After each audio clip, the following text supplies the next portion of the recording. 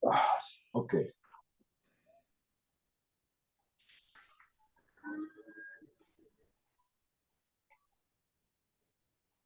ok.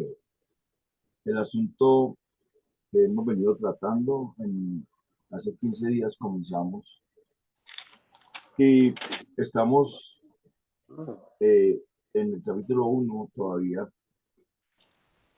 donde Moisés está dando al pueblo una segunda ley, porque el pueblo va a entrar, es en el mes 11 del último año en el desierto, falta un mes para que,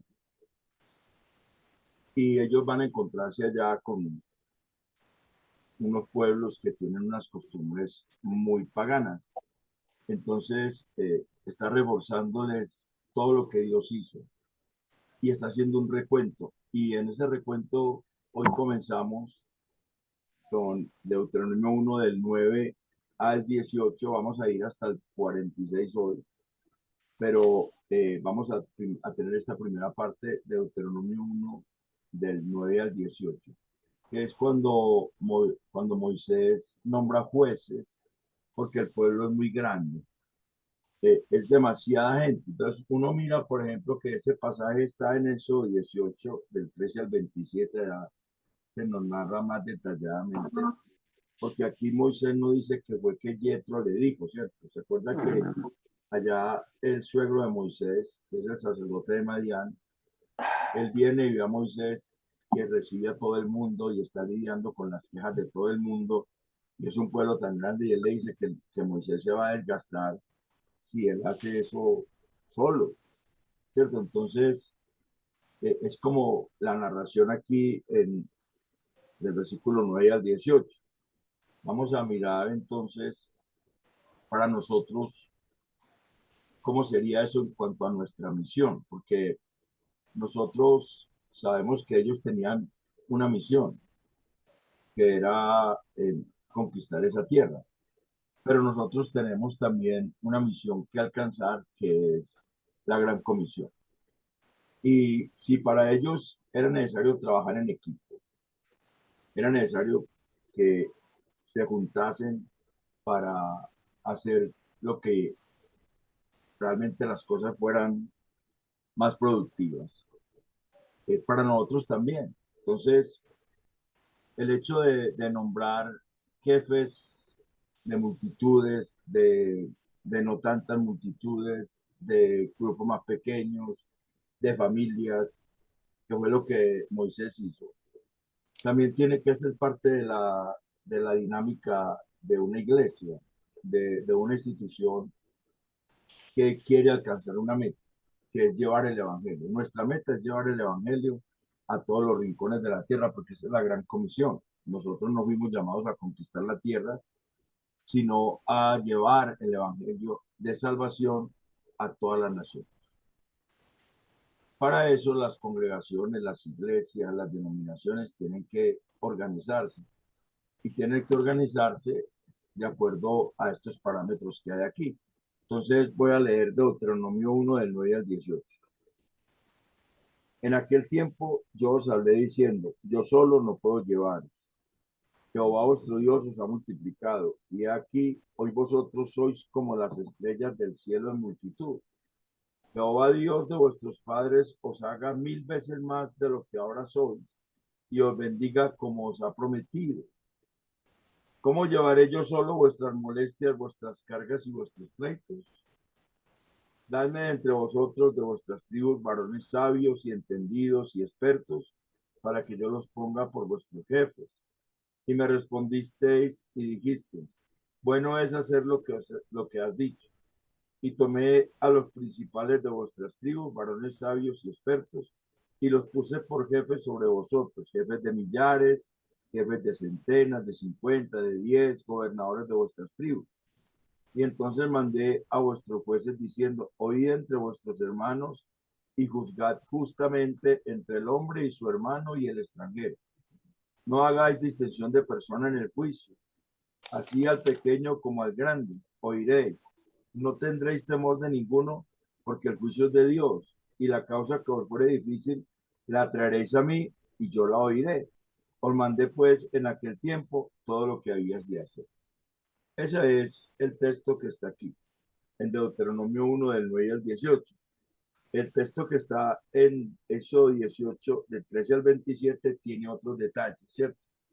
Que es bueno mirar, pero vamos a mirar solo algunos. Yetro le dijo a Moisés allá en Deuteronomio 18, en Éxodo 18, 21, alguien me puede leer allá en Éxodo 18, 20 y 21, alguien que tenga Biblia, que es el pasaje que narra esto mismo, pero en Éxodo. Ah, Éxodo. Éxodo, sí, Éxodo 18, 20, el 20 y 21, para que miremos unos detalles que hay allá, que aquí como que se omiten y nos da más claridad del asunto. O sea, ¿cómo es que esas personas iban a juzgar? ¿Con base en qué iban a juzgar? Éxodo Entonces 18, dice 20. que, Éxodo 18, dice, 20. y enseña a ellos las ordenanzas y las leyes y muéstrales el camino por donde deben andar y lo que han de hacer. El 20, ese es el 20, ¿cierto? Sí, el 20. Listo. Ahí 21. tenemos, el 21 ya seguía Guilla, ese Ah, es que bueno. seguía. Ahí tenemos algo que aquí no dice. Aquí dice simplemente que nombró jueces y que los dijo que juzgaran, que jueces de millares, de centenas, de 50, de 10. Pero acá en Éxodo 18:20 se nos dice la base para juzgar y el ejemplo a seguir. O sea, Moisés como jefe, como líder de ese pueblo, tenía la responsabilidad de darles a ellos, enseñarles las ordenanzas y las leyes que Dios le daba sobre las cuales ellos, con base en las cuales ellos iban a juzgar. O sea que nosotros, cuando vamos a determinar asuntos, de lo que nosotros sabemos que Dios nos manda hacer por su palabra, siempre tenemos que tener como base la escritura. Siempre tenemos que tener como base la escritura. De hecho, lo acaba de leer el hermano Guillermo en Éxodo 18:20. Dice, lo va a tomar acá, y enseña a ellos las ordenanzas y las leyes y muéstrales el camino por donde deben andar y lo que han de hacer. El camino es precisamente la escritura, pero ahí está con el ejemplo, ¿cierto? Moisés tenía que ser ejemplo, como Pablo le dice a Timoteo que se muestre en ejemplo de todo ante el pueblo, pero es con base en la escritura que se hace todo este juzgamiento, todo este consejería, todo este trabajo que el propósito es mantener al pueblo unido y en la misma dirección, caminando en la dirección con base en la palabra. O sea, nosotros no podemos tomar determinaciones que no estén verdaderamente basadas en lo que Dios dice. Y muchas veces las determinaciones que se toman en las congregaciones dejan por lado la palabra y ponen otras bases, como la psicología, como el humanismo, como la sociología, como la antropología humanista, y, y se empiezan a construir cosas con base en eso y no con base en lo que Dios dice. Y si las cosas se construyen no con base en lo que Dios dice, obviamente el resultado no será el esperado. Tiene que ser con base en lo que Dios dice. Y el pueblo era muy grande. ¿Cuántas personas salieron de Egipto? ¿Quién se acuerda de ese dato? ¿Cuántas personas salieron de Egipto? No me acuerdo. En Éxodo 12:37, lo voy a leer. En Éxodo 12:37 dice, partieron los hijos de Israel de Ramesés a Sucot, como 600,000 hombres de a pie, sin contar los niños, sin contar los niños. O sea, 600,000 seres humanos caminando sin contar los niños. Algunos han llegado a decir que eso podía llegar a 2 millones de personas. Era un pueblo muy grande al que había que llevar siempre en la dirección que Dios dio. Los que salieron de Egipto, Los que salieron de Egipto, judíos, Hechos 1.500.000, 12:37. 2 millones de personas, por lo menos. El texto bíblico nos dice en Hechos 12:37 que Era eran mucha gente, 600.000 hombres de a pie. era un pueblo muy grande. Claro, era mucha gente, bien, bien. Hermano Carlos, Dios te bendiga. Era mucha gente. Entonces, ese pueblo de 2 millones o más, Ahora, contando a los niños, necesitaba ser guiado y necesitaba ser guiado en la escritura, en la palabra de Dios. Era un pueblo muy grande. Ahora, si el pueblo es grande o pequeño, siempre necesitará que haya un trabajo en equipo. Obviamente, no se necesitan tantas personas cuando, cuando el trabajo no es tan grande, ¿cierto? Porque hay, hay algunas congregaciones más grandes que otras y forman liderazgos más grandes, pero realmente lo que se necesita es un liderazgo que esté basado en lo que Dios dice. Entonces, el título que tiene esta parte de nuestra misión requiere del trabajo en equipo o requiere de colaboradores. Las razones para trabajar en equipo son los versículos del 9 al 12. Las voy a leer. En aquel tiempo yo os hablé diciendo, yo solo no puedo llevarlo. Estamos en Deuteronomio 1, del 9 al 12. Jehová vuestro Dios os ha multiplicado y aquí hoy vosotros sois como las estrellas del cielo en multitud. Jehová Dios de vuestros padres os haga 1000 veces más de lo que ahora sois y os bendiga, como os ha prometido. ¿Cómo llevaré yo solo vuestras molestias, vuestras cargas y vuestros pleitos? Entonces, la razón es que Dios nos metió a nosotros en una misión conjunta. Cuando Jesucristo dio la gran comisión, se la dio a toda la iglesia. En ese momento la recibieron los apóstoles, pero sin embargo, uno ve a los diáconos como Felipe, ve a personas que van llevando el evangelio por todas partes y nosotros asumimos la gran comisión también para nosotros. Es nuestra comisión, es una misión conjunta. Y Dios sabe que nosotros no podemos realizarla solos, que no somos capaces solos, porque Dios espera que la iglesia crezca. Por lo tanto, es una misión ardua para una sola persona. Entonces, las razones para trabajar en equipo, con base en lo que Dios dice, siempre estará planteado con base en lo que Dios dice. El trabajo en equipo en la iglesia cristiana se hace con base en lo que Dios dice, no con base en doctrinas raras, no con base en experiencias personales, no con base en experiencias estáticas, no con base en lo que dice un libro de psicología o lo que dice un comentario bíblico, es con base en lo que Dios dice. Y es por eso la necesidad de que el pueblo conozca lo que Dios dice. Por eso Yetro le dijo a Moisés en Éxodo 18:20 que le enseñara a ellos las ordenanzas y las leyes y que le mostrara el camino. O sea, hay un liderazgo que tiene esa misión y eso está en Efesios. En Efesios 4, del 11 en adelante, está la misión del liderazgo. Y esa es la misión del liderazgo de los ministerios de la iglesia.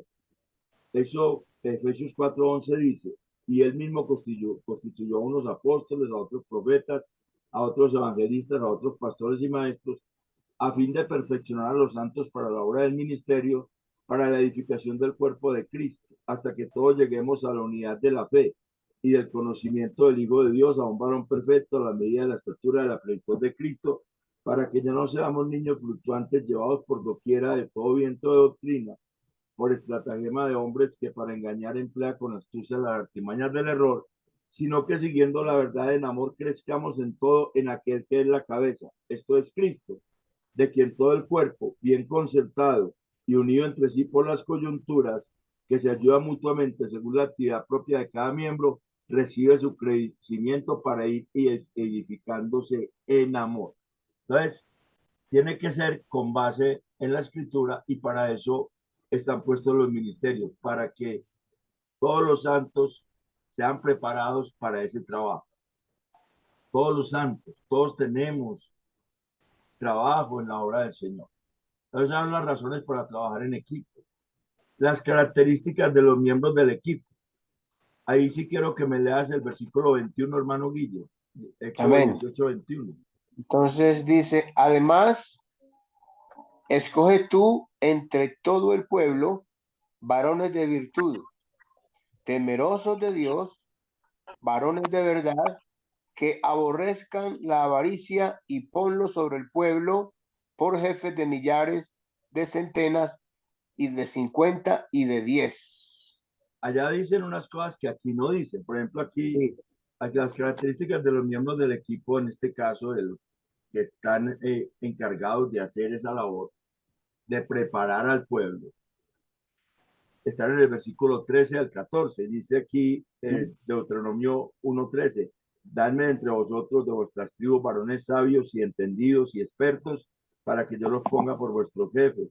Y me respondiste y dijiste, bueno es hacer lo que has dicho. Aquí dice varones sabios y entendidos y expertos, pero Guillermo nos acaba de leer que allá en Éxodo 13, en 18:21 dice varones de virtud, temerosos de Dios, varones de verdad, que aborrezcan la avaricia. Entonces, miremos todas esas características. Allá dice de virtud, la palabra virtud es que sean valientes, esa es la palabra virtud.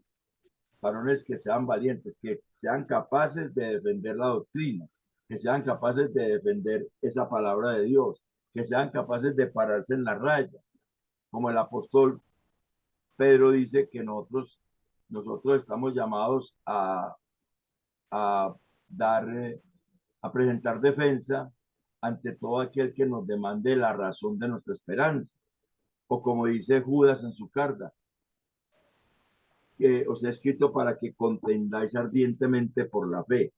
O sea, que haya esa valentía, ese denuedo, en no darle miedo a hablar la palabra. Aunque se levante un líder que hable otra cosa, porque eso sería un falso líder. Si va a edificar la iglesia en otros principios, en otros fundamentos, como se están edificando hoy iglesias, en las doctrinas humanistas, en las doctrinas de LGTBIQ+, todo eso, en las doctrinas del aborto, la permisibilidad, el divorcio, en todo ese tipo de doctrinas que se han metido en las iglesias. En esas iglesias ya se perdió eso, ya la palabra de Dios se perdió y le dio espacio a otras bases doctrinales que no son las establecidas por Dios, y ahí faltaron, fue varones de virtud, que en el temor de Dios hablaran la verdad, que fueran varones de verdad y que aborrezcan la avaricia. ¿Por qué piensan ustedes que es importante aborrecer la avaricia? Bienvenida, Noralma. Bienvenida, hermana Beatriz. ¿Por qué piensan que es importante Gracias. aborrecer la avaricia para estar metidos en un liderazgo?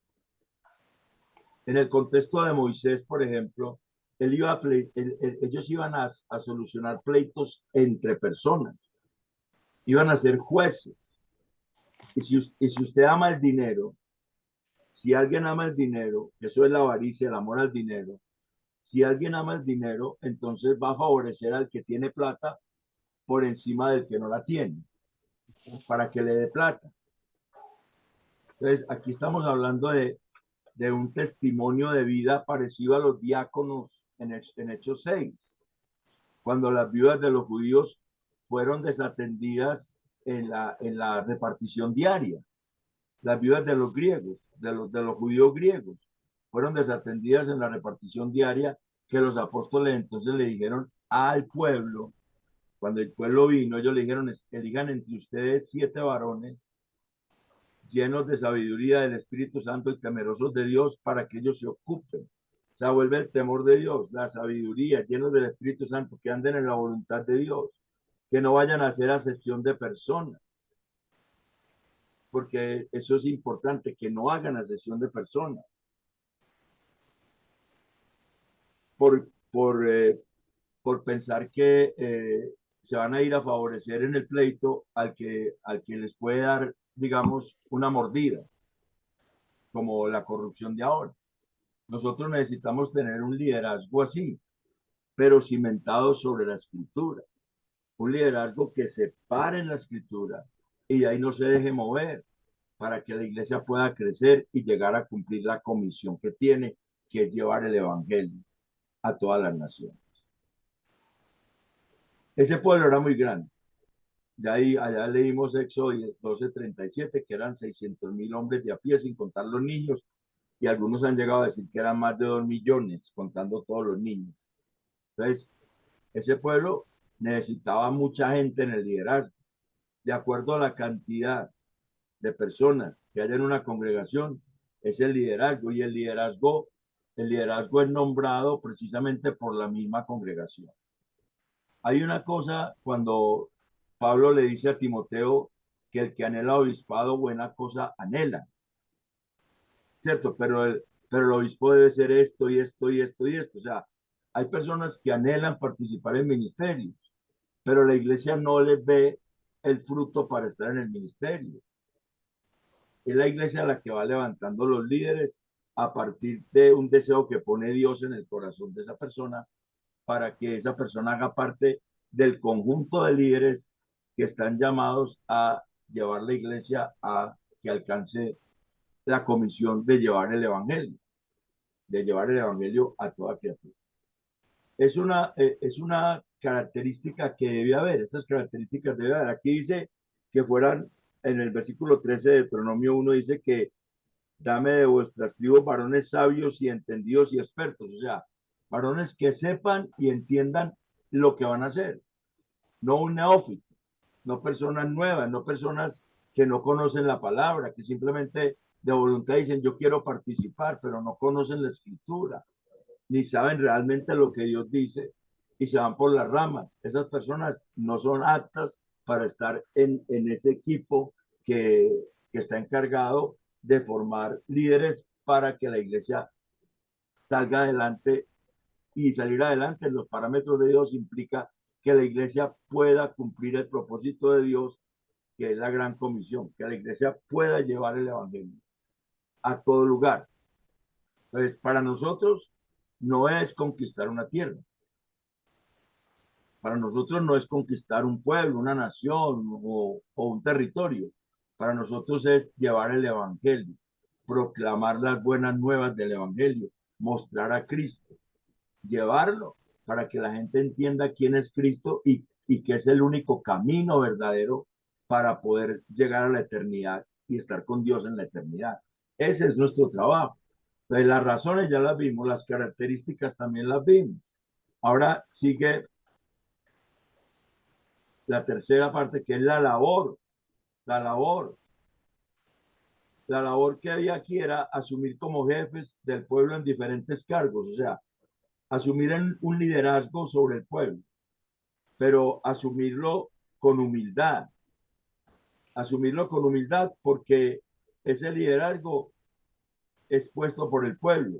Entonces, debe ser un liderazgo que sea humilde, que pueda tener buenas relaciones con el pueblo, que pueda juzgar las cosas rectamente, o sea, que pueda dictar sentencia, que pueda llegar y decir, mire, me parece que esto lo podemos resolver así. No solamente entre pleitos que haya entre hermanos, diferencias que haya entre hermanos, sino también entre un hermano y uno que no sea hermano. Voy a leer de los versículos 15 al 18 de Deuteronomio 1. Y tomé de los principales de vuestras tribus, varones sabios y expertos, y los puse por jefes sobre vosotros, jefes de millares, de centenas, de 50, de 10, y gobernadores de vuestras tribus. Y entonces mandé a vuestros jueces diciendo, oíd entre vuestros hermanos y juzgad justamente entre el hombre y su hermano y el extranjero. O sea, entre hermanos y también entre un hermano creyente genuino y alguien que no es tan creyente genuino. O sea, debe tener la capacidad de relacionarse con el otro en el respeto, en la tolerancia, pero también en la firmeza de la palabra, porque su juicio debe estar dado por la escritura. Debe ser alguien que sea como la voz de Dios en ese momento, como un heraldo, de Dios, sin ir a ofender, sin ir a demeritar al otro, sin ir a sacarle los trapitos sucios, pero hacerle ver el error que tiene, sea el hermano el que está equivocado o sea el inconverso el que está equivocado.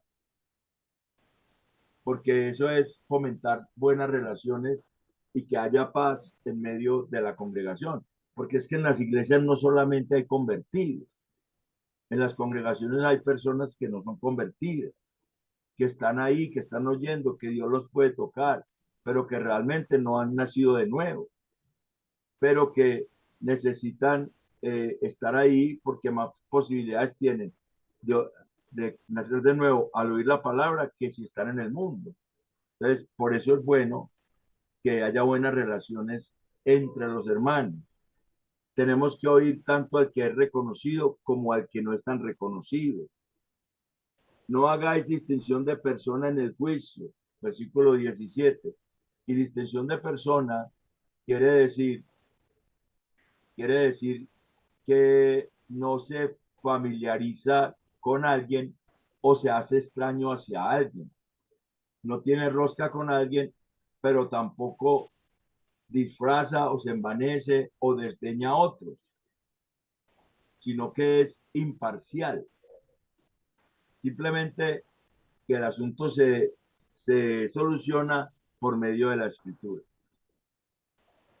Y los asuntos que le queden grandes los tiene que delegar sobre el pastor o sobre un líder que haya sobre él, como Moisés hacía. Yetro le digo, y los que sean ya muy, muy especiales, eso los atiendes tú. O sea, para que no recargara todo sobre Moisés. Y también dice la escritura aquí que no temiendo juzgar, no teniendo temor de ninguno, porque el juicio es de Dios. O sea, necesitamos saber que en ese liderazgo, si Dios nos pone, Él lo va a sostener siempre y cuando nosotros permanezcamos fieles a Él. Es todo lo que Dios requiere. De hecho, más adelante vamos a mirar que Dios le dijo al pueblo, por Moisés le dijo al pueblo, por cuanto os habéis negado a seguir a Jehová, por eso no estará Jehová con vosotros en otra porción que tenemos. Lo importante aquí es que nosotros entendamos que nuestro servicio es para el Señor, no para nosotros, que lo que alcancemos, las metas que logremos, la congregación las va a disfrutar, pero son para el Señor, la gloria es para Él. Y nosotros simplemente debemos ser esos instrumentos que sometidos a Él cumplimos esa misión, la misión de mantener la unidad de la iglesia, porque esto era precisamente para mantener al pueblo unido, para evitar que hubieran pleitos, que hubieran contiendas y poder solucionar las cosas a tiempo. Siempre que haya personas reunidas, siempre va a haber dificultades. Los seres humanos somos los seres más problemáticos que hay, de todos. Por eso, cuando se trabaja con seres humanos, es necesario tener un carácter bien maduro, porque es fácil uno tratar mal a otra persona en un momento de rabia, de ira, en un momento de ofuscación, como Moisés y Aarón hicieron precisamente cuando en las aguas de Meriba se pararon al fuente y le dijeron al pueblo, les vamos a hacer salir agua de la roca rebeldes. O sea, en un momento de ofuscación, y eso le valió a Moisés no poder entrar a la tierra prometida. Entonces, aquí tenemos esa parte que es necesario en esa misión que tenemos, trabajar en equipo. No podemos ir a alcanzar la misión solos. La salvación es individual, pero la salvación es colectiva, porque Dios llamó un pueblo para ser salvo, una congregación para ser salva, una congregación que anuncie las virtudes de aquel que lo sacó de las tinieblas a su luz admirable. Entonces tenemos la primera porción. ¿Alguna pregunta sobre esa porción? Yo ahí está el estudio de términos, están los bosquejos, simplemente que quiero ir así como más o menos rápido porque tenemos todo el capítulo 1 y son las 8:41, vamos para hasta las 9:30. ¿Alguna pregunta hasta acá para que continuemos con el segundo aspecto, con la segunda porción, que es larga? Podemos seguir entonces con la segunda porción. Guille, ¿quieres preguntar algo? No, no, no, No. tranquilo. Entonces podemos seguir con la segunda porción. Sí, hermano. Hágalo. Listo. Entonces, vamos a leer Deuteronomio 1 del 19 al 40. Nuestra segunda porción es Deuteronomio 1 del 19 al 40. Y vamos a leer. Y salidos de Oreb, anduvimos todo aquel grande y terrible desierto que habéis visto, por el camino del monte del Amorreo, como Jehová nuestro Dios nos lo mandó, y llegamos hasta Cades Barnea. Entonces os dije, habéis llegado al monte del Amorreo, el cual Jehová nuestro Dios nos da. Mira, Jehová tu Dios te ha entregado la tierra, sube y toma posesión de ella, como Jehová el Dios de tus padres te ha dicho. No temas ni desmayes. Y vinisteis a mí todos vosotros y dijisteis, enviemos varones delante de nosotros. Alguien que tenga presente ese versículo 22. Y vinisteis a mí todos vosotros y dijisteis, enviemos varones delante de nosotros que nos reconozcan la tierra y a su regreso nos traigan razón del camino por donde hemos de subir y de las ciudades a donde hemos de llegar. Y el dicho me pareció bien y tomé 12 varones de entre vosotros, un varón por cada tribu. Y se encaminaron y subieron al monte y llegaron hasta el valle de Escol y reconocieron la tierra y tomaron en sus manos del fruto del país y nos lo trajeron y nos dieron cuenta y dijeron, es buena la tierra que Jehová nuestro Dios nos da. Sin embargo, no quisisteis subir. Antes fuisteis rebeldes al mandato de Jehová vuestro Dios y murmurasteis en vuestras tiendas diciendo, ¿por qué Jehová nos aborrece? Porque Jehová nos aborrece, nos ha sacado de la tierra de Egipto para entregarnos en manos del amorreo para destruir. ¿A dónde subiremos? Nuestros hermanos nos han atemorizado nuestro corazón, diciendo, este pueblo es mayor y más alto que nosotros, las ciudades grandes y amuralladas hasta el cielo. Y también vimos allí a los hijos de Aná. Entonces os dije, no temáis, ni tengáis miedo de ellos. Jehová vuestro Dios, el cual va delante de vosotros, él peleará por vosotros, conforme a todas las cosas que hizo por vosotros en Egipto delante de vuestros ojos. Y en el desierto has visto que Jehová tu Dios te has traído, como trae el hombre a su hijo, por todo el camino que habéis andado hasta llegar a este lugar. Y aún con esto no creísteis a Jehová vuestro Dios, quien iba delante de vosotros por el camino, para reconoceros el lugar donde había de acampar, con fuego de noche para mostraros el camino por donde anduvieses y con nube de día. Y oyó Jehová la voz de vuestras palabras y se enojó y juró diciendo, no verá hombre alguno de estos, de esta mala generación, la buena tierra que juré que había de dar a vuestros padres, excepto Caleb, hijo de Jefone. Él la verá, y a él le daré la tierra que pisó, y a sus hijos, porque ha seguido fielmente a Jehová. También contra mí se airó Jehová por vosotros, y me dijo, tampoco tú entrarás allá. Josué, hijo de Nun, el cual te sirve, él entrará allá. Anímale, porque él le hará heredar a Israel. Él la hará heredar a Israel. Y vuestros niños de los cuales dijisteis que servirían de botín, y vuestros hijos que no saben hoy lo bueno ni lo malo, ellos entenderán allá, ellos entrarán allá, y a ellos la daré, y ellos la heredarán, pero vosotros volveos e id al desierto camino del Mar Rojo. Antes de entrar a mirar las tres porciones de esta pericopa, quiero que alguien me lea números 13, 1 y 2. En números 13, si usted mira números 13 del 1 al 33, está como ese pasaje paralelo. me lea Números 13, 1 y 2 y lo compare con Deuteronomio 1 y 1, 22. Alguien, por el día que pusieron atención al versículo 22. ¿Quién me lee Números 13, 1 y 2? Bueno, leamos. 1 y 2. Sí, Y Jehová habló a Moisés diciendo, envía tú hombres que reconozcan la tierra de Canaán, la cual yo doy a los hijos de Israel. De cada tribu de sus padres enviaréis un varón, cada uno príncipe entre ellos. bueno, ahí dice que Jehová habló a Moisés diciendo, ¿cierto? Ujú. Entonces uno entiende que fue Dios el que le dijo. Pero si uno lee Deuteronomio 1:22, dice, y vinisteis a mí todos vosotros y dijiste, enviemos varones delante de nosotros que nos reconozcan la tierra y a su regreso nos traigan razón del camino por donde debemos de subir y de las ciudades a donde hemos de llegar. Y el 23 dice, y el dicho me pareció bien y tomé 12 varones de entre vosotros, un varón por cada tribu.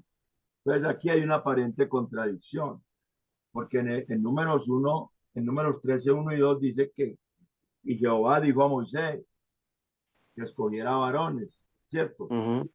Pero aquí Moisés está diciendo que fue el pueblo el que vino a decirle a él. Entonces, ¿cómo, cómo podemos hacer que eso no sea una contradicción? Teniendo como base que la palabra no se contradice, la escritura no se puede contradecir. Es una de las reglas de interpretación. Entonces, ¿cómo podemos hacer que eso, o sea, cómo podemos hacer que eso no choque?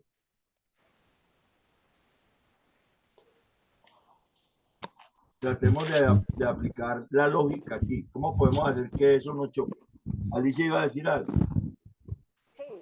Sí, Eh, el pueblo opinó eso y Dios le pareció bien y ya le dio la orden a Moisés. o sea, que primero el pueblo vino a Moisés y le dijo, es Moisés, oró de Dios, y Dios le dijo que sí. ¿Cierto? Algo así pasó cuando en el monte ellos le dijeron que subiera solo, porque por el resplandor y la luz tan fuerte que no le resistían ellos. Y dice allí la escritura que Dios le pareció bien lo que Lo ellos que dijeron dijeron. ellos. Esa es como la manera de poder entender este pasaje y no ponerlo a pelear con el otro. Y eso es bueno que lo analicemos, porque nosotros nos vamos a encontrar y nos hemos encontrado con personas que conocen Biblia, pero no son de Dios y quieren siempre avergonzar y dejar la escritura por el suelo. Entonces, tenemos que aprender cómo lidiar con ese tipo de cosas. Lo más lógico es eso, gracias a Alicia, lo más lógico es que el pueblo vino a Moisés y Moisés fue y le preguntó a Dios y Dios le dijo que sí. Eso es lo que seguramente pasó, porque si no, tendríamos una contradicción. Es lo mismo que pasa en los evangelios. Cuando usted en Semana Santa a leer eso, lo van a oír por muchos lados. En la crucifixión de Cristo, en Lucas 23, del 39 al 42, se nos dice que un ladrón se arrepintió, ¿cierto? De los ladrones que crucificaron con Cristo. Y en Mateo 27, 44 y Marcos 15, 32 afirman que ambos ladrones también le injuriaban. Eso es una aparente contradicción. Entonces, en la manera de poder que eso no sea contradicción, que sea una paradoja, que antes ayuda a interpretar es que lo más seguro es que los ladrones empezaron injuriando, pero uno de ellos, aún haciéndolo, fue dándose cuenta de que ese era el Señor y se arrepintió. Y así es como Nosotros debemos mirar el texto bíblico porque si no estaríamos hablando de contradicciones. Entonces, resuelto este asunto, vamos a mirar lo que es ese pasaje para nosotros, la aplicación para nosotros desde Deuteronomio 1 del 19 al 40. Deuteronomio 1 del 19 al 40, entonces tenemos el título: Evaluemos nuestras posibilidades en la misión. O sea, el pueblo quiere una evaluación, quiere que Moisés haga una evaluación, que mande espías para que hagan una evaluación. Entonces, las razones para la evaluación están en el versículo 19 al 23. Básicamente es la inclinación natural humana a desconfiar de Dios. Por eso antes teníamos el cántico confiaré en ti, ¿cierto? Confiaré en ti, porque esto es precisamente la base de la vida cristiana, la fe. Hay una inclinación natural humana a desconfiar de Dios. Entonces, reflejamos eso al no creer lo que Dios nos dice. Y entonces no nos apropiamos de las promesas de Dios. Dios les había prometido que les iba a dar esa tierra.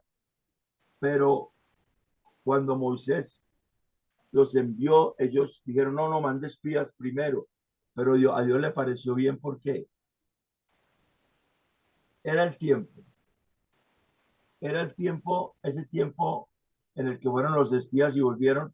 ¿Era el tiempo de ir a conquistar o no era el tiempo?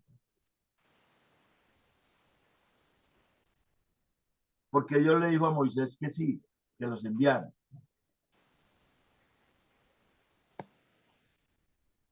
Son preguntas de observación que le hacemos al texto. ¿Por qué Dios le dijo a Moisés que los enviara? Moisés pensaba que era el tiempo,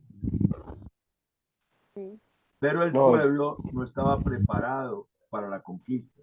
Por eso, cuando vienen, murmuran, hacen un montón de cosas y se detiene todavía la conquista. Incluso esos 10 espías mueren de peste, de plaga, delante del pueblo. Y después, cuando uno ve a los espías que envía Josué, en Josué 2:1, dice allí la escritura que Josué envió 2 espías secretamente. O sea, Josué aprendió de esto. No le dijo nadie a nadie, sino que cogió a 2 espías que él conocía, 2 personas que él conocía, y las envió secretamente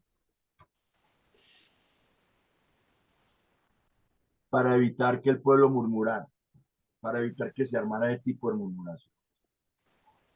Entonces, también hay que entender que muchas veces actuamos apresuradamente los seres humanos y no esperamos el tiempo de Dios. Entonces, Dios es el que nos hace ver que no es el tiempo. En este caso, al decirle a Moisés que listo, que hiciera eso, le mostró que el pueblo no estaba preparado para eso, que el pueblo no confiaba en Dios. Entonces, no nos apropiamos de las promesas de Dios y muchas veces demostramos tener más seguridad en los estudios previos que hacemos que en lo que Dios dice.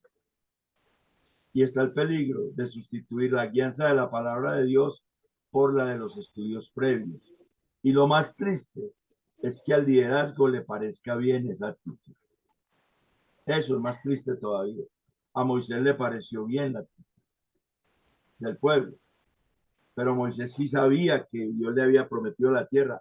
El pueblo simplemente dudaba y pensaba que al tener más conocimiento de la tierra, entonces más fácil iban a hacer la conquista. ¿Cuántas veces nosotros hacemos lo mismo? Cuando tenemos las promesas de Dios y entonces decimos, no, necesitamos hacer unos estudios, necesitamos hacer estas encuestas, estas cosas, para ver si podemos o no. Cuando Dios nos dice que Él nos entregó a nosotros el Evangelio para que lo lleváramos. Y la única condición que Él nos pone a nosotros es que que andemos en el poder del Espíritu Santo. En Hechos 1:8 dice eso. Y esa condición implica que que nosotros afrontamos las pruebas y las tentaciones en la voluntad de Dios, que hay una iglesia madura, que hay un liderazgo maduro. Esa es la única condición. Pero nosotros hay veces confiamos más en las estadísticas, confiamos más en las interpretaciones eh, de la filosofía, de la psicología, del humanismo, de la pedagogía, que es lo que Dios dice. Y entonces nos estancamos. Y nos estancamos y nos puede pasar como a este pueblo.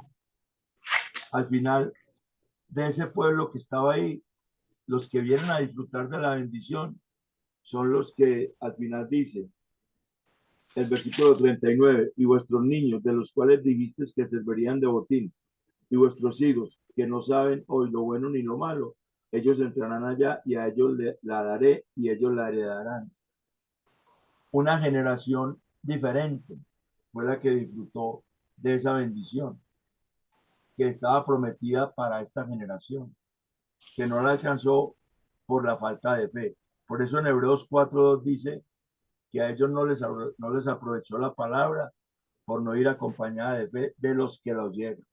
Se está refiriendo a todo ese caminar en el desierto, porque no les aprovechó porque no había fe.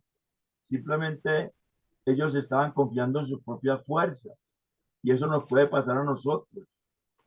Nosotros podemos dejar la guianza de la palabra de Dios y confiar en nuestras propias fuerzas, confiar en nuestra experiencia, confiar en nuestras capacidades, confiar en nuestros estudios, confiar en que Dios a nosotros nos ha dado la oportunidad de aprender muchas cosas, pero no estamos aprendiendo realmente a entender lo que Dios dice y a entender los tiempos de Dios.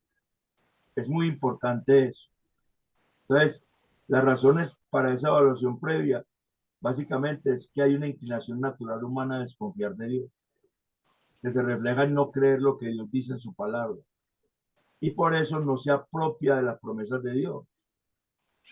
Sin embargo, hay veces demostramos tener más seguridad en otras cosas, en otros estudios, en otras doctrinas, en otra información que en lo que Dios dice. Y sustituimos la guianza de la palabra de Dios por eso en lo que confiamos. Y cuando un liderazgo le parece bien esa actitud, es peligroso, porque se estanca. Al final, en el versículo 40 dice, pero vosotros volveos e id al desierto camino del Mar Rojo. Ya, vuélvase. Ellos van a entrar, pero ustedes no, ustedes se estancaron. Esas son las razones. Versículos 19 al 23. La evaluación en sí misma. Versículos 24 y 25. Y se encaminaron y subieron al monte y llegaron hasta el valle de Escol y reconocieron la tierra y tomaron en sus manos del fruto del país y nos lo trajeron. Y nos dieron cuenta y dijeron, es buena la tierra que Jehová nuestro Dios nos da. La evaluación en sí misma. Ahora, las personas hacen sus estudios, los encargados de hacer esa evaluación, de ese reconocimiento, de utilizar esos métodos para ver si es segura la cosa. Y traen evidencias en sus manos de que lo que Dios dice es bueno, que lo que Dios propone es bueno. Sin embargo, las propias visiones son obstáculos para emprender la misión, porque ellos dijeron eso y trajeron del fruto de la tierra, pero después dijeron que era imposible esa misión, a pesar de que habían dicho que era buena, que la tierra era buena, la tierra que Dios les daba, pero ellos mismos, por el miedo que había en ellos, dijeron que no y cayeron en murmurar contra Dios. Y eso trajo unas consecuencias. Versículos 34 al 40. Las consecuencias de evaluar las cosas sin Dios. Esos estudios previos, o sea, esta evaluación, este reconocimiento que ellos hicieron, nos pueden llevar a nosotros a ser rebeldes al mandato de Dios. Y le podemos atribuir a Dios el carácter de enemigo. Porque cuando ellos dijeron que en el versículo 20,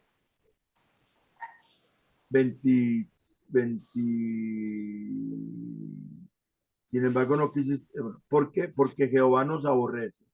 Esa palabra aborrece es porque Jehová es nuestro enemigo. Le podemos atribuir a Dios el carácter de enemigo como este pueblo se lo atribuyó. Este pueblo le decía a Moisés, mire, nos sacaste de Egipto a morir en este desierto. Nos sacaste de donde comíamos, donde teníamos agua, donde disfrutábamos de estos alimentos. Aquí no hay nada. Nos sacaste a morir, nos sacaste aquí como que nos aborrecieras, como si Dios fuera enemigo del pueblo. Porque Dios nos saca de nuestra comodidad y pensamos que nos saca de nuestra comodidad para destruirnos cuando nos envía una misión. La desconfianza propia que hay en el ser humano, la inclinación natural del hombre, nos puede juzgar una mala pasada si nosotros no confiamos plenamente en lo que Dios dice. Y esos estudios previos nos pueden llevar a producir temor en nosotros, a ejecutar la misión. Porque miramos los obstáculos. Ellos dijeron, este pueblo es mayor y más alto que nosotros. Mira el versículo 18, ¿a dónde subiremos? Nuestros hermanos han atemorizado nuestros corazones, puro miedo, diciendo, este pueblo es mayor y más alto que nosotros. Las ciudades grandes y amuralladas hasta el cielo, y también vimos allí a los hijos de Aná. Los obstáculos nos desvían de la fe. ¿Qué le pasó a Pedro cuando empezó a caminar sobre el mar? ¿Qué le pasó? Ajá. En Mateo 14:30. Al mirar el viento, empezó a hundirse. Dejó de mirar al Señor y empezó a mirar los obstáculos. Y eso es un fracaso en la misión. Los obstáculos pueden ser altos y difíciles de franquear y nuestros miedos los aumentan. Y aunque Dios haya dicho, no temáis ni tengáis miedo de ellos, porque les dijo eso, y que peleará por nosotros como lo ha hecho siempre, de lo cual hemos sido testigos, ya que hemos visto sus maravillas. Ese pueblo había visto más maravillas que nosotros. Ese pueblo había visto cómo Dios había abierto el mar rojo. Yo no he visto cómo Dios ha abierto un mar.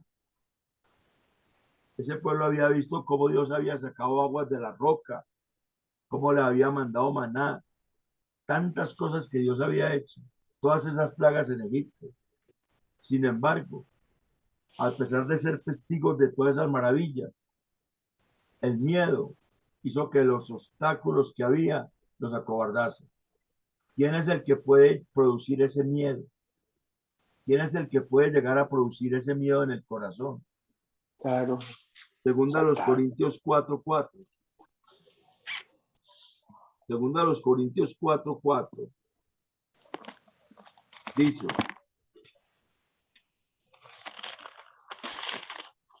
pero si nuestro evangelio está aún encubierto, entre los que se pierden está encubierto, en los cuales el Dios de este siglo cegó el entendimiento de los incrédulos, para que no les resplandezca la luz del evangelio de la gloria de Cristo, que es la imagen de Dios. O sea, nosotros tenemos la luz del evangelio. El Señor ha entregado en nuestras manos un tesoro, que es el evangelio. Nos ha dado una vida que el mundo no conoce, pero nos la ha dado para que la compartamos, para que la llevemos. Los obstáculos, los miedos, no nos pueden impedir eso, porque Él va con nosotros. Él siempre ha estado con nosotros guiándonos por el camino, de noche y de día. Aquí les digo, de noche había un fuego y de día una nube. Y cuando la nube se movía, el pueblo sabía que se movía. Y cuando se frenaba, el pueblo sabía que se frenaba. Dios siempre estuvo guiándonos. Sin embargo, el pueblo se abstuvo. Y no solamente se abstuvo, sino que murmuró. Murmuró contra Dios. Y Dios oyó las quejas y las murmuraciones y se enojó con ese pueblo. De igual manera, Dios puede oír nuestras quejas, puede oír nuestras murmuraciones y se puede enojar con nosotros y posponer sus planes para que una generación diferente disfrute lo que Él ya prometió. Una generación que haya seguido fielmente a Dios, Mira lo que dice el versículo 34. Y oyó Jehová la voz de vuestras palabras y se enojó y juró diciendo, no verá hombre alguno de estos, de esta mala generación, la buena tierra que juré que había de dar a vuestros padres, excepto Caleb, hijo de Jefone. Él la verá y a él le daré la tierra que pisó y a sus hijos, porque han seguido fielmente a Jehová. Dios puede hacer que los planes se pospongan, porque ve una generación incrédula, que murmura, que es temerosa, que no se atreve, que cambió la guianza de la palabra por otras cosas. Y hacer que una generación que sí sea fiel, que sí siga a Dios fielmente, disfrute de la bendición prometida. Dios también puede castigar un liderazgo amañado y complaciente. Versículo 37. Y también contra mí se airó Jehová por vosotros y me dijo, tampoco entrarás allá. Y levantaron un liderazgo que ejecute la misión que quedó trunca por falta de fe. Josué, hijo de Nun, el cual te sirve, él estará allí. Anímale porque él la hará heredar a Israel. Y que ese liderazgo lleve a las nuevas generaciones a alcanzar las promesas de Dios y hacer que esas nuevas generaciones disfruten de la bendición de creer a Dios. Entonces, nosotros tenemos que tener claro que es sabio evaluar las posibilidades en la misión. Lo que no es sabio es dejar que las circunstancias nos frenen en la misión. Porque si Dios prometió, Dios hará. Porque Dios es fiel y cumple sus promesas. Nosotros tenemos que tener eso muy claro. Primero, tenemos que tener claro que nosotros nos basamos es en la Escritura. En la Escritura están las promesas de Dios. Y en las promesas de Dios vivimos y nos movemos. Y vivimos no por vista, sino por fe. Entonces, eso tiene que estar claro para nosotros. Nuestra misión es llevar el Evangelio a toda criatura. Donde estemos, hablamos de Cristo. Si hay programas de la iglesia y nos encaminamos en nuevos programas, hablamos de Cristo, llevamos el Evangelio y el resultado lo dejamos en las manos de Dios. Pero no nos desanimamos por los obstáculos en el camino, porque siempre va a haber obstáculos.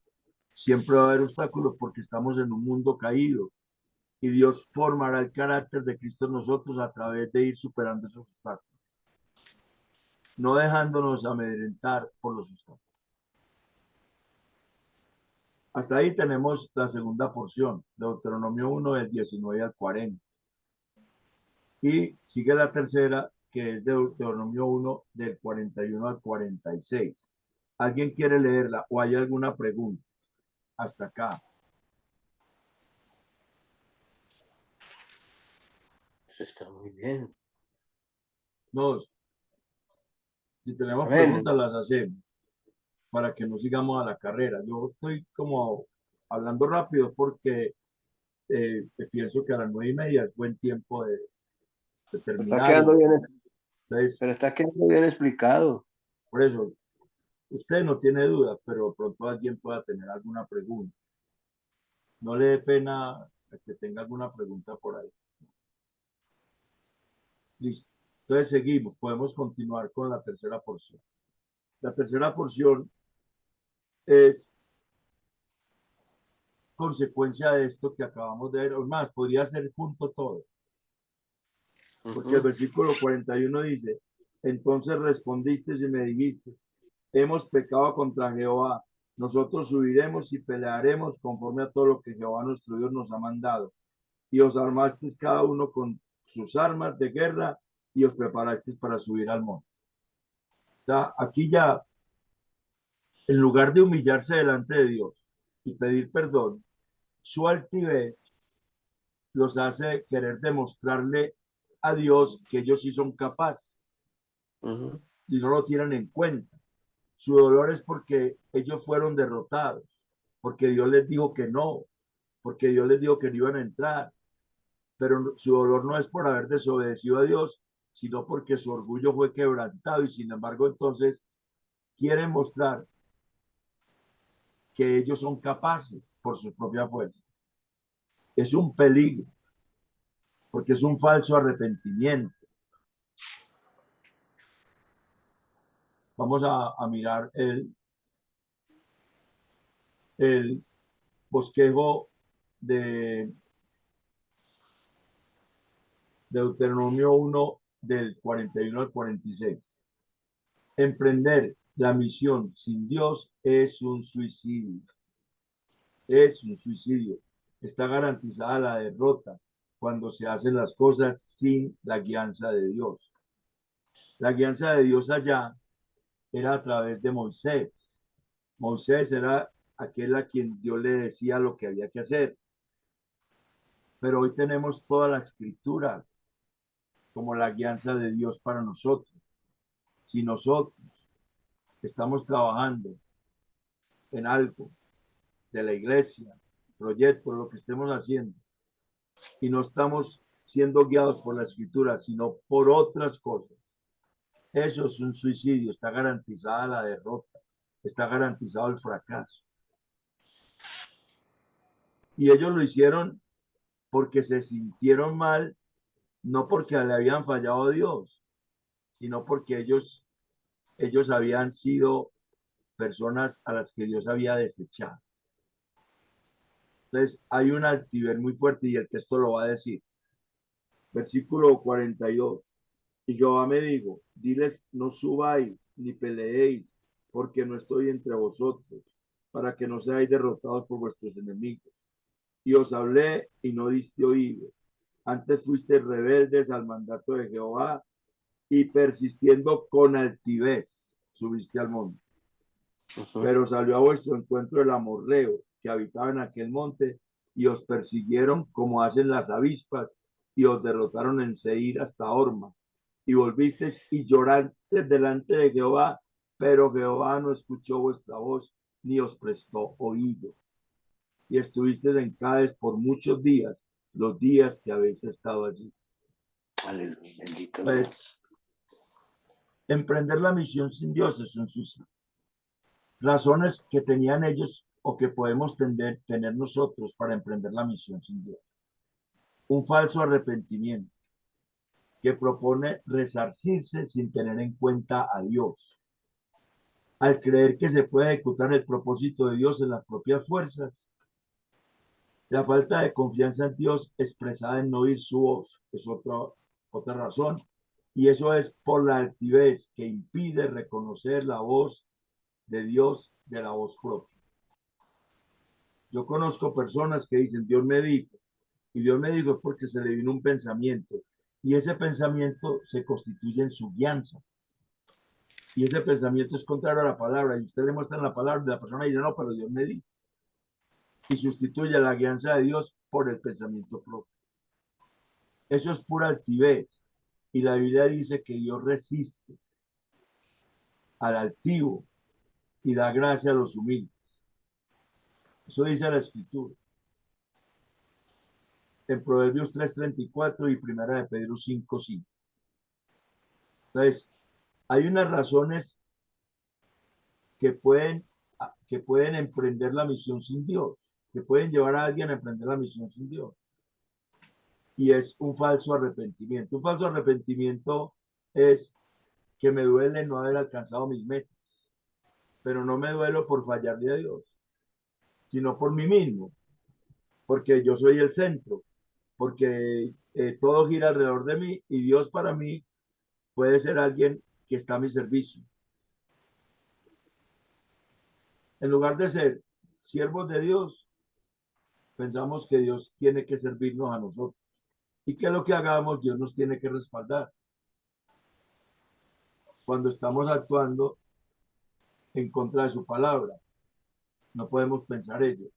Ellos debieron de haberse arrepentido primero, haber pedido perdón, haber clamado, haberle dicho a Moisés que hiciera un rito de purificación como hacían en esa época, para que Dios los perdonara, haber hecho un holocausto, cualquier cosa.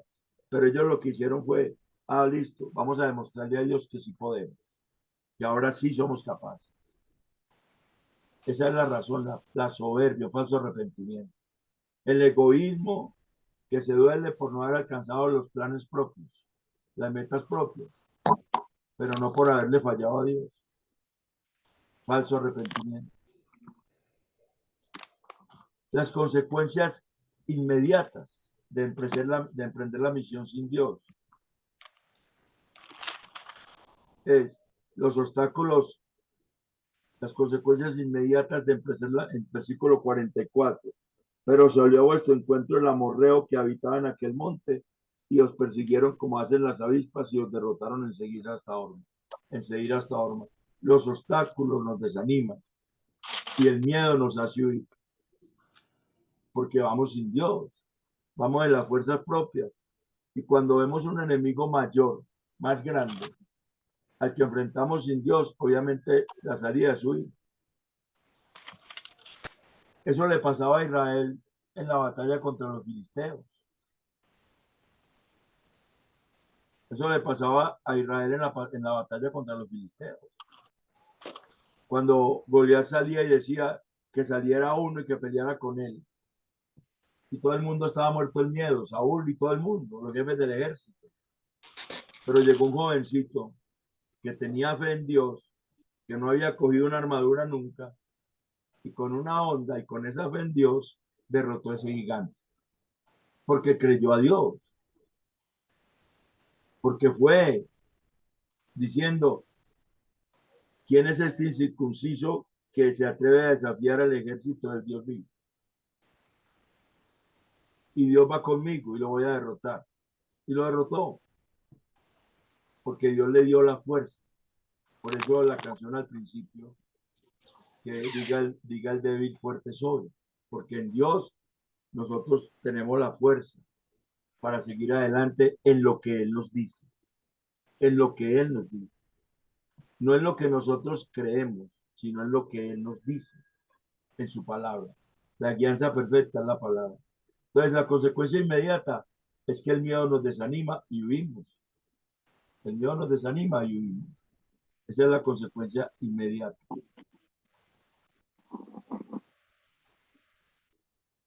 Pero también hay unas consecuencias posteriores, versículos 45 y 46.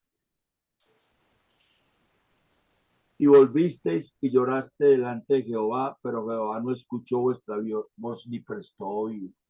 Ojo con los que he oído decir, a más de uno, he oído decir que Dios siempre nos escucha y que Dios siempre responde nuestras oraciones. He oído decir a más de uno. Pero aquí hay un texto que niega eso. Dice, pero Jehová no escuchó vuestra voz ni os prestó oído. Está enfatizando. No escuchó la voz ni puso atención. Él se desentendió porque ese pueblo no tenía un corazón para Dios, sino un corazón egoísta. Nosotros cuando vamos a hablar de la oración tenemos que tener cuidado. Y es algo que, aunque no está en el tema, es una forma, de manera indirecta. Porque nosotros podemos decir con seguridad que Dios no oye a los pecadores, pero si alguno es temeroso de Dios y hace su voluntad, a ese oye. Juan 9:31. Y en el Evangelio, y en la primera carta de Juan dice, y esta es la confianza que tenemos en Él, que si pedimos alguna cosa conforme a su voluntad, Él nos oye. Entonces, las consecuencias posteriores de emprender una misión sin Dios es que nos podemos quedar llorando delante de Dios al reconocer nuestra falta. Nos podemos quedar tristes delante de Dios, no por haberle fallado a Dios, sino porque no logramos las metas propias, porque estamos hablando de corazones que quieren mostrar que son capaces de alcanzar cosas. Nos podemos quedar llorándole a Dios y Dios no va a prestar atención a ese falso arrepentimiento. Y otra consecuencia es que nos estancamos en nuestros propios planes, pues Dios anhela que sigamos los suyos, no los nuestros. Por eso termina diciendo, y estuviste en Cádiz por muchos días, los días que habéis estado allí. O sea, estas personas realmente, después de fallarle a Dios, cuando dieron un mal informe, el pueblo tuvo miedo, todo eso. después de fallarle a Dios y Dios haberles dicho que no iban a entrar, ellos realmente no tuvieron temor de Dios para arrepentirse por haberle fallado a Dios, sino que simplemente quisieron demostrarle a Dios que ellos sí eran capaces por sus propias fuerzas. Que no nos vaya a pasar a nosotros eso. Que cuando Dios nos muestre que el camino que seguimos no es el correcto, no tengamos un orgullo tan alto que nos pongamos tristes por no haber alcanzado nuestras metas. Pongámonos tristes por no haber seguido el propósito de Dios. Y entonces Dios nos restaurará. Pero si seguimos empeñados en alcanzar nuestras metas, Dios ni nos va a escuchar, porque ve que hay un corazón soberbio al cual él resiste. Al cual él resiste. Entonces, ese es el capítulo 1 de Deuteronomio como una aplicación para nosotros. Cada cual sabe cómo está su trabajo en el Señor, cómo está su vida en el Señor. Cada uno sabemos. Y cada uno podemos decir, de verdad que he seguido una guianza diferente o he seguido la guianza de Dios y tengo paz en mi corazón.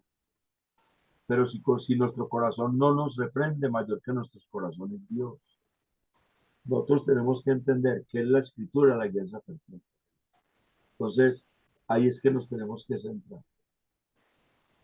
Saber que a Dios le agradamos por la obra de Cristo. Y por la obra de Cristo podemos seguir lo que Él dice.